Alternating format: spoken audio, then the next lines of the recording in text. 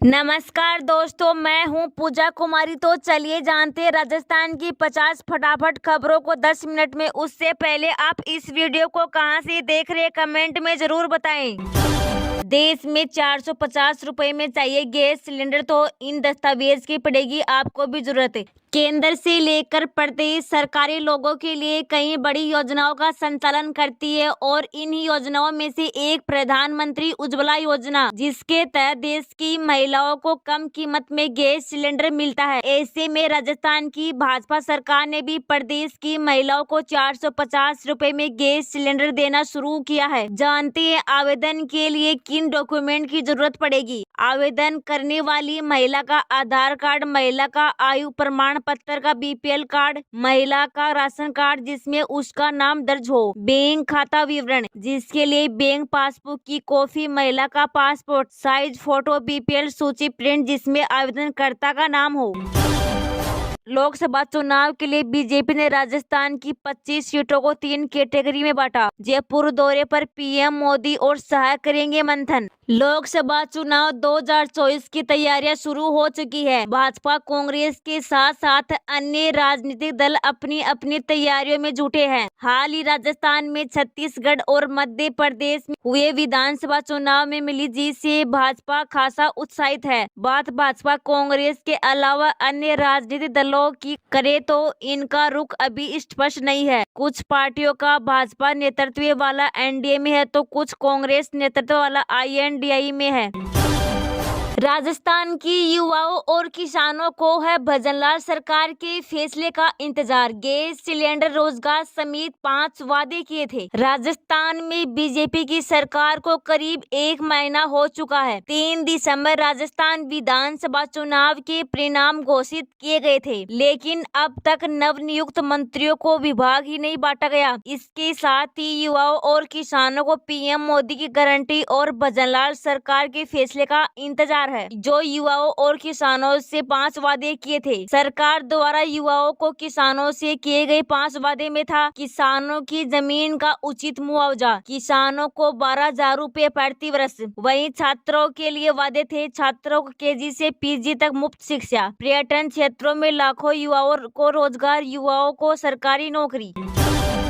प्रधानमंत्री नरेंद्र मोदी के राजस्थान दौरे से पहले सीएम भजनलाल ने की भाजपा पदाधिकारियों के साथ बैठक। प्रधानमंत्री नरेंद्र मोदी जयपुर में अपनी कार्यक्रम के दौरान भारतीय जनता पार्टी के प्रदेश मुख्यालय भी जाएंगे। प्रधानमंत्री मोदी 58वें पुलिस महानिरीक्षक सम्मेलन में भाग लेने के लिए जयपुर आ रहे हैं, जो 5 साल से 7 जनवरी तक राजस्थान इंटरनेशनल सेंटर में होगा। भाजपा की प्रदेश अध्यक्ष सीपी जोशी ने कहा, प्रधानमंत्री कल तक सायकाल भाजपा कार्यकाल में जाएंगे, कार्यकर्ताओं के साथ बातचीत करेंगे। मोदी के कार्यक्रम को लेकर पार्टी कार्यकर्ताओं में जबरदस्त उत्साह है। प्रधानमंत्री बनने के बाद ही मोदी की भाजपा के प्रदेश कार्यालय की यह पहली यात्रा होगी। करणपुर विधानसभा चुनाव आज 249 बूथों पर सुबह 7 बजे से वोट डालेंगे 2.40 लाख से अधिक मतदाता, पोलिंग कर्मी रवाना। राजस्थान की करणपुर विधानसभा सीट पर चुनाव के लिए मतदान शुक्रवार को होगा, जिसके लिए सभी तैयारियां कर ली गई है। शुक्रवार को करणपुर विधानसभा सीट के 249 बूथों पर 2.40 लाख से अधिक वोटर मतदान करेंगे। सुबह 7 बजे से शुरू हो जाएगा। निष्पक्ष और भयमुक्त वातावरण में मतदान संपन्न कराने के लिए प्रशासन ने सुरक्षा की विशेष व्यवस्था की है। चुनाव अधिकारियों ने बताया कि मतदान शुक्रवार सुबह 7 बजे से शाम 6 बजे तक होगा। राजस्थान में दूजनी छुटा रही ठंडी हवाएं, 2 डिग्री तक गिरा माउंट आबू का पारा, पड़े आगे कैसा रहेगा मौसम। राजस्थान में पिछले 3 दिन में कड़ाके की सर्दी का दौर जारी है। सर्द हवाओं ने प्रदेश भर में ठिठुरन बढ़ा दी है। पिछले 3 दिन में तापमान गिरावट का दौर लगातार जारी है। शीत लहर और घने कोहरे लोगों की दिनचर्या बदल दी है। मौसम विभाग जयपुर के निदेशक राधेश्याम शर्मा के मुताबिक अगले 3 दिन और प्रदेश भर में शीत लहर और कोहरे का प्रकोप जारी रहेगा। प्रदेश के 8 शहरों में तापमान 5 डिग्री से नीचे दर्ज किया गया है। गुरुवार सुबह भी पिछले 2 दिनों की तरह जयपुर सहित कई जिलों में घना कोहरा छाया रहा। देर सुबह तक सूरज कोहरे के आगोश में रहा। ऐसे में सुबह वाहन चालकों को काफी परेशानी का सामना करना पड़ा। कोहरे ने वाहनों की गति धीमी कर दी है। बुधवार की रात जयपुर की अब तक की सबसे सर्द रात रही। मौसम विभाग के मुताबिक 7 और 8 जनवरी को नया पश्चिमी विक्षोभ सक्रिय हो रहा है। ऐसे में 7 जनवरी से 9 जनवरी तक देश के कुछ जिलों में हल्की बारिश होने की संभावना है। बारिश होने से शीतलहर और ठंड का प्रकोप और बढ़ेगा।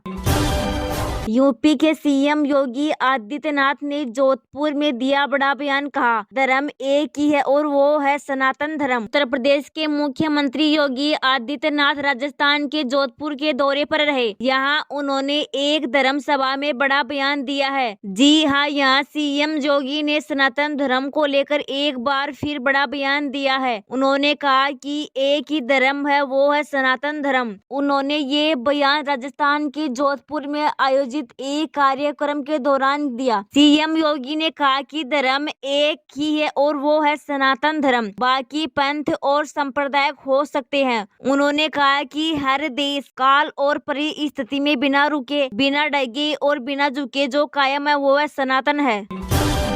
श्रीमद् भागवत कथा में शामिल हुए राजस्थान के सीएम भजनलाल शर्मा सनातन धर्म को लेकर कही बड़ी बात। छोटी काशी जयपुर में धार्मिक कार्यक्रम के आयोजन की बहार देखने को मिल रही है। बुधवार को विद्याधर नगर में मेहंदीपुर बालाजी धाम के महंत डॉक्टर नरेश पुरी ने श्रीमद् भागवत कथा का शुभारंभ किया, जो 9 जनवरी 2024 को मंगलवार तक चलेगी। इस भागवत कथा में मुख्यमंत्री भजनलाल शर्मा और उप मुख्यमंत्री दिया कुमारी भी पहुंची थी, जहां उन्होंने संत महात्माओं से आशीर्वाद लिया और सनातन धर्म को लेकर सर्वोपरि बताया। मेहंदीपुर बालाजी धाम के महंत डॉक्टर नरेश पुरी ने बताया कि भागवत विश्व विख्यात है। इस कार्यक्रम में कथावाचक मृदल कृष्ण शास्त्री से दोबारा मेरी भेंट हुई है।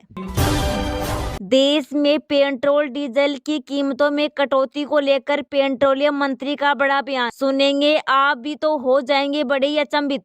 देश के 5 राज्यों में विधानसभा चुनाव संपन्न हो चुके हैं। 3 में भाजपा ने सरकार बना ली है। ऐसे में लोगों को उम्मीद है कि जल्दी पेट्रोल डीजल के दामों में भारी कटौती हो सकती है। चुनाव में प्रचार के दौरान पेट्रोल डीजल के दामों में कटौती को लेकर चर्चा भी चली थी, लेकिन अब इसको लेकर एक बड़ा बयान सामने आया है। पेट्रोलियम मंत्री हरदीप सिंह पुरी ने अंतर्राष्ट्रीय बाजार में तेल कीमतों में नरमी के बीच पेट्रोल और डीजल की कीमतों में कटौती की संभावना पर बुधवार प्रतिक्रिया दी है। उन्होंने कहा कि वैश्विक बाजार इस समय बेहद अशांत है और किसी भी कटौती से पहले इससे स्थिर होना होगा। हरदीप सिंह पुरी ने खुदरा कीमतों में कटौती को लेकर तेल कंपनियों के साथ किसी तरह की बातचीत के बारे में पूछे जाने पर कहा कि ऐसे किसी भी मुद्दे पर तेल विपणन कंपनियों के साथ कोई चर्चा नहीं हुई है। केंद्रीय मंत्री हरदीप सिंह पुरी ने कहा कि पेट्रोल डीजल की कीमतों में कटौती का कोई प्रस्ताव नहीं है, ये केवल अफवाह है। प्राण प्रतिष्ठा के लिए कितना तैयार, राम मंदिर ट्रस्ट ने जारी की नई तस्वीरें। अयोध्या में 22 जनवरी को होंगी विराजमान। अयोध्या में 22 जनवरी को होने वाले प्राण प्रतिष्ठा कार्यक्रम के लिए तैयारियां अंतिम छोर में है। इस बीच बृहस्पतिवार को श्री राम जन्मभूमि तीर्थ क्षेत्र ट्रस्ट ने निर्माणाधीन राम मंदिर की नई तस्वीरें जारी की है। ये तस्वीरें श्री राम जन्मभूमि मंदिर के भव्य सिंह द्वार की है। ट्रस्ट के महासचिव चंपत राय के अनुसार मंदिर का भूतल तैयार हो गया है। अयोध्या में बन रहा 3 मंजिला राम मंदिर पारंपरिक नगर शिला में बनाया गया है। मुख्य गर्भगृह में श्री राम लल्ला की मूर्ति है और पहली मंजिल पर श्री राम दरबार होगा। श्री राम जन्मभूमि तीर्थ क्षेत्र ट्रस्ट के अनुसार राम मंदिर में 5 मंडप होंगे। इसमें नृत्य मंडप, राग मंडप, सभा मंडप, प्रार्थना और कीर्तन मंडप होंगे।